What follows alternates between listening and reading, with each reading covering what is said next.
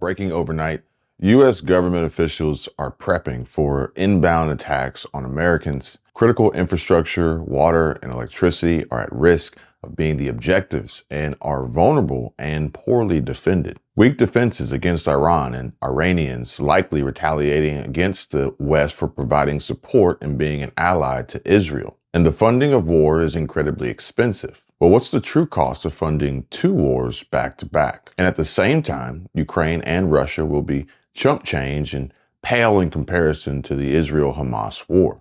And the escalating potential of an all-out World War III breakout will likely break the bank for sure. All this, plus the latest about Nikki Haley, the current polls and Republican candidates and Trump alternatives, and the war. A war that Haley apparently knows nothing about. Here, take a look and see for yourself. Harsh criticism for former South Carolina governor and now GOP candidate running for president and looking to overtake Trump in the polls. Next guest says that U.S. support for Israel is crucial and that there should be no backing down until Hamas is eliminated. Joining us now, former U.S. ambassador to the UN, Nikki Haley, also former governor of South Carolina, and a 2024 presidential candidate that's right there with Governor DeSantis, right? Either right there or getting past him. We're going for the big guy. What is it? If you want something done. If you want something said, ask a man. If you want something done, ask a woman. I know. I can't believe I bring that up. It seems like I'm undercutting myself in some way. No, or speaking the truth. Yeah, or speaking the truth. To what extent do you see this as a major intelligence failure? Well, I think that there will be a time and place to deal with whether it was an intelligence failure. I think right now what I want the American people to know is just imagine the Hamas and the backers who support them, the Iranian regime, were chanting death to Israel, death to America. That's what we have to remember. We are united with Israel because we are united because both Hamas, Hezbollah, the Houthis, and the Iranian backers, they hate us. And we have to remember that what happened to Israel could happen here in America. And I hope that we all unite and stand with Israel because they really need us right now. Quick follow-up there, Ambassador. Does that mean that you are concerned about potential attacks on the home front in the wake of what we saw in Israel? I have been concerned. I have been terribly worried about the fact that Iran has said the easiest way to get into America is through the southern border. We have an open border. People are coming through. They're not being vetted. We don't need to wait for another 9/11. You also look at the fact that, Kristen, America is incredibly distracted and incredibly divided. And when America's distracted, the world is less safe. And look at what happened to Israel. They waited for them to be distracted. And that's when your enemies move in. America needs to wake up. We need to put this negativity and division behind us. And we need to focus on national security for ourselves and for our friends and start thinking about what it's going to take to get America strong again. You speak of wars as though you know them. You do not, is what Trump-era NSA Mike Flynn had to say in a recent X Twitter post or tweet in regard to Nikki Haley and her stance and opinion on foreign policy, with the likelihood of the next world war picking up steam and the chance that, if elected, she could be the president of the United States of America at time of war. And as I said before, our southern border is the weak link and missing piece to the puzzle. But as I say that, I don't think, nor do I believe, that any of you agree that this critical piece of the puzzle is actually missing, opposed to it having been left out on purpose. Why is our country being poorly run and operated in such a way that it would put its own people, Americans and U.S. citizens, at risk of attack by infiltration and terror entering in through the southern border and bringing the fight right here and happening on U.S. soil?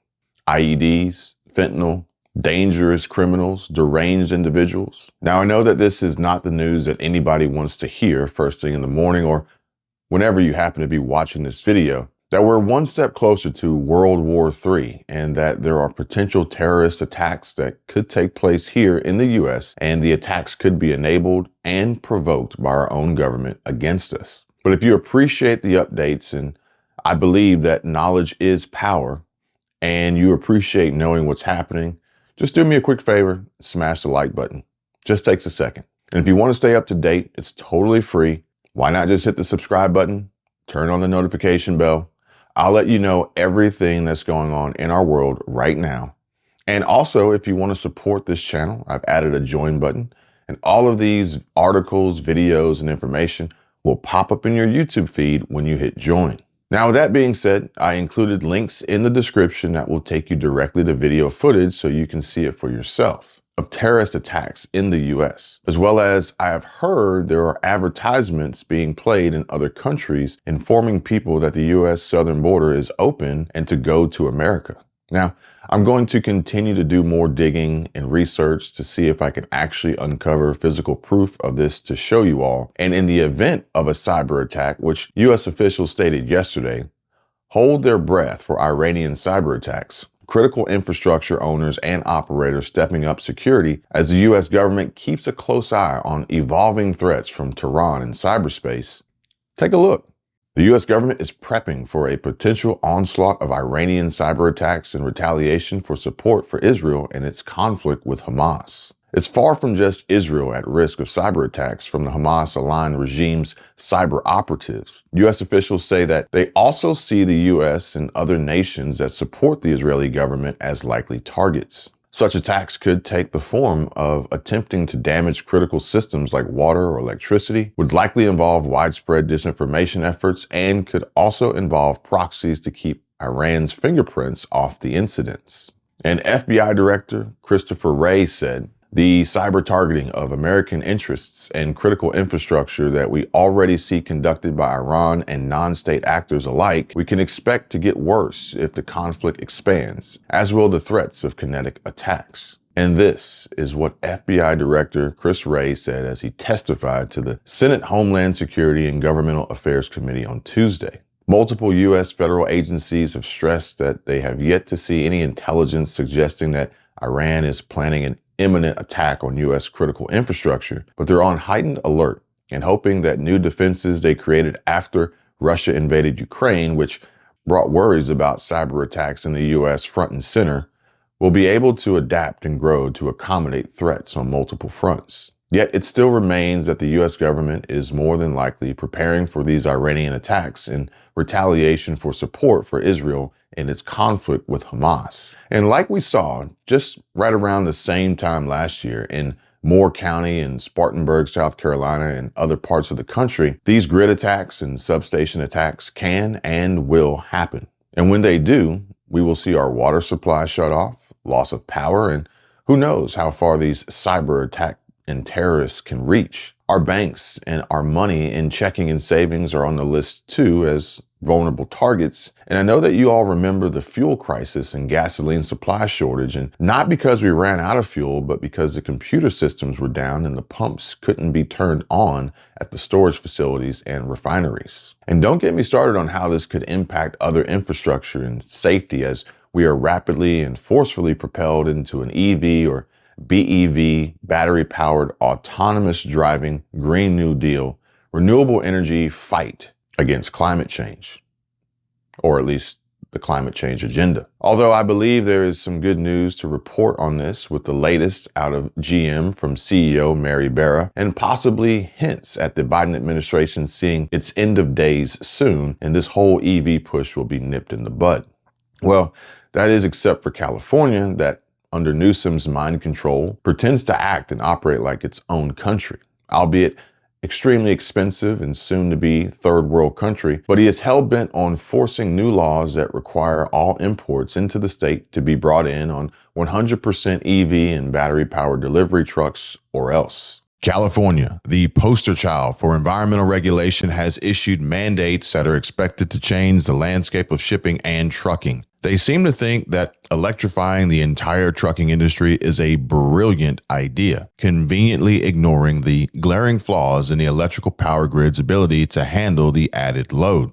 But who cares about the power grid when there's profit to be made, right? So there you have it. Now, as more information comes out on all of this and more, I will be sure to share with you here on the channel, especially as a lot of people are saying we're edging closer and closer to World War III with the conflicts going on in the Middle East and what we are seeing happening right here on U.S. soil. Now, in addition to that, I'll also share with you some updates of attacks happening on U.S. campuses and protests taking place around the United States. as well as a recent video from Squirrel Tribe.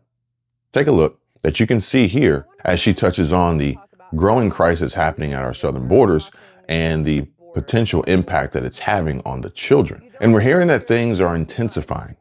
It's likely only going to get worse. Now, in addition to that, I'll also share with you about the changes coming to the EV, car, and truck and automotive markets, and the latest developments coming from the UAW strike and union negotiations, what changes we will see, how our lives will be impacted, and how much more it's going to cost us all. I have some absolutely incredibly shocking footage that has come out as of late, and I'm working quickly to compile and format so that I can deliver it to you in the most professional manner possible. So thank you for your patience, as well as I will include links below for my personal favorites for water filtration systems and backup power generators. And thank you all for the huge support on the last video, and welcome all new subscribers to the channel. I look forward to getting a chance to interact with you more in the comments and on upcoming live streams. And if you guys missed it, be sure to check it out right here next. And like I said, as more information comes out on this, I will be sure to keep you up to date, so that way you know exactly what's taking place. And with that being said, you guys, thank you so much for joining me yet again. I'll catch you on the next video. Take care. God bless. This is Kevin.